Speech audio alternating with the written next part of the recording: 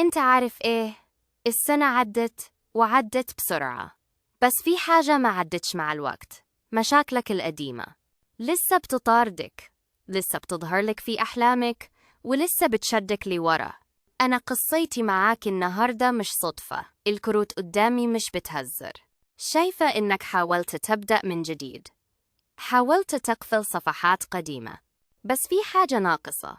قرار ما اتاخدش، كلمة ما اتقالتش وجرح لسه مفتوح. كم مرة قلت خلاص هغير حياتي وبرجعت لي نفس الدواير؟ ليه كل ما تفتح باب تاني يتقفل؟ أنا النهاردة هفتح لك طريق، مش لأن عندي سحر، لكن لأن الكروت بتكشف اللي أنت خايف تواجهه. شايفة تعب، بس شايفة قوة. شايفة حد خانك وحد ما قدركش، بس شايفة إنك لسه واقف. ركز معايا بقى. الكارت ده بيقول إنك محتاج تسيب اللي مش ليك، والكارت اللي بعده بيقول إن حلمك لسه عايش، وأخيراً الكارت الأخير بيقول إن الرسالة دي وصلت لك في الوقت الصح. لو حسيت إن الكلام ده ليك، يبقى مش صدفة.